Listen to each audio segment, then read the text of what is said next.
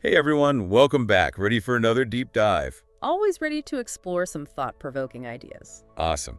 Today we're tackling How Will You Measure Your Life by Clayton Christensen. This book really packs a punch-blending personal anecdotes with business insights. Our listeners are all about getting to the heart of things quickly.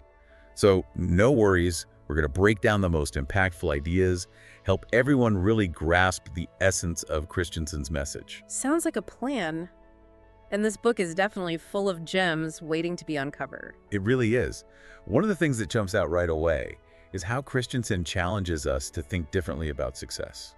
Right, he's not talking about the typical markers of success like, wealth or status. Exactly. It's deeper than that. He pushes us to consider what actually brings meaning and purpose to our lives. So it's about figuring out what success looks like for you, not just what society tells you it should be. How does Christensen suggest we even begin to define that for ourselves? Well, he encourages a real shift in perspective. Instead of getting caught up in chasing material possessions, he highlights the importance of investing in experiences, relationships, and making a positive impact. It's about focusing on what truly enriches our lives. Yeah, The things that create lasting value. absolutely. Like building strong connections with loved ones, contributing to our communities, or pursuing personal growth and learning. These are the investments that pay off in a truly fulfilling life. Makes sense. And, one of the things that resonated with me was how Christensen talks about our resources. He emphasizes that time, energy, and yes, even money are our most valuable assets. How do we make the most of those, especially for those of us who are constantly seeking to learn and grow efficiently?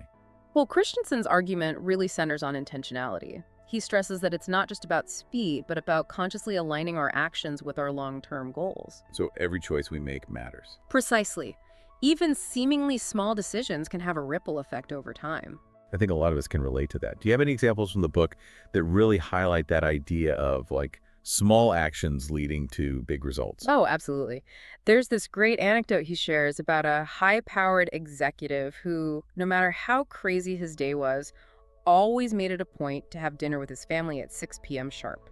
He considered that time sacred, an unbreakable commitment. Wow, that's dedication. And what's interesting is that this executive saw that small, consistent investment in his family as yielding the highest returns in the long run, more so than any business deal. That's powerful. It speaks to the importance of prioritizing those things that truly matter most, like relationships, which actually is another key theme Christensen explores in the book. Right. He emphasizes that strong, meaningful relationships are essential for a truly fulfilling life. It's easy to let those slip away, right? When we're Yeah. caught up in our busy lives, we often take those for granted. Totally. And that's where Christensen's business background comes in. He compares nurturing relationships to running a successful company. You can't just expect things to thrive without continuous investment and attention. That's a great analogy.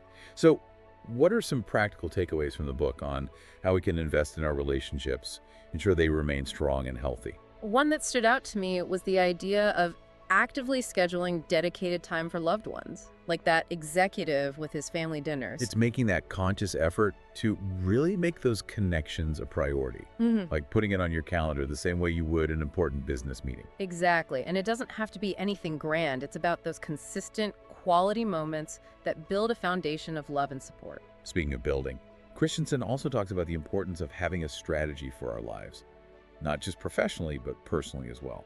He calls it creating a life strategy. And it really resonated with me because, well, life can be unpredictable. So it's having a plan, but also acknowledging that things don't always go according to that plan. So it's like having a roadmap, but being flexible enough to adjust your route when you encounter unexpected detours. Exactly. He emphasizes the importance of adapting and evolving. Makes total sense. But how do we balance having that long-term vision, the big picture, with the need to be adaptable, to go with the flow sometimes? Christensen highlights the importance of seeing setbacks and even failures as opportunities for learning and growth. It's about using those experiences to refine our approach and make course corrections along the way. And that's really empowering perspective because it takes the fear out of making mistakes. Yeah. It's like they're not setbacks, they're feedback. Exactly. They become valuable data points that help us refine our strategies. Hmm. And another fascinating idea from the book that really caught my eye was the concept of hiring things to do. Oh, that's such an interesting idea. I mean, it sounds a bit strange at first, but when you think about it, It's a really thought-provoking way to view our daily choices. It is. Christensen basically suggests that everything we do, every activity we choose, is like hiring a solution to fulfill a need. Okay, I'm following you. Can you give me an example? Sure, let's say you decide to spend your evening reading a book. Okay, picturing it. You're essentially hiring knowledge and enrichment. But if you choose to spend that same evening scrolling through social media, you're hiring something different. Maybe distraction. Or connection, depending on how you're using social media, I suppose. Exactly. So it's about being more mindful of what we're hiring into our lives and whether those choices are actually aligned with our values and goals. Really prompts you to ask yourself, is this serving me?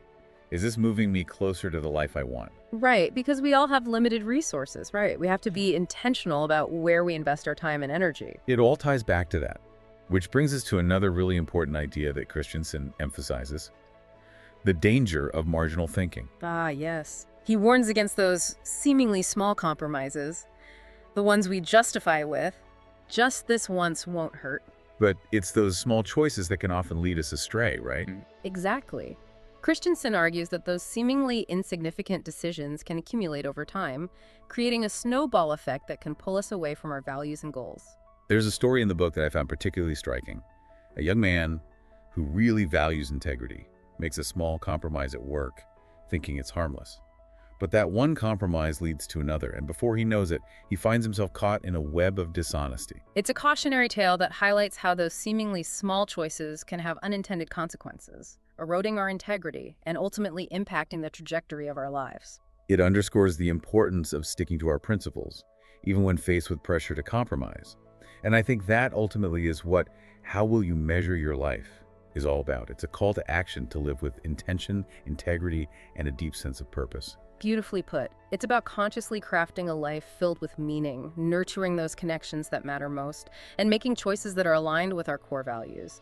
And always being mindful that even small, everyday actions can have a profound impact on the grand tapestry of our lives. It definitely leaves you with a lot to think about. And for everyone listening, I want to leave you with a question that really resonated with me from the book. If you were to measure your life today, what stands out as your most meaningful investment of time and energy? That's a question that deserves some reflection. For sure. Thanks for joining us today for this deep dive. Until next time, keep those minds curious and those intentions strong. See you next time. Bye, everyone.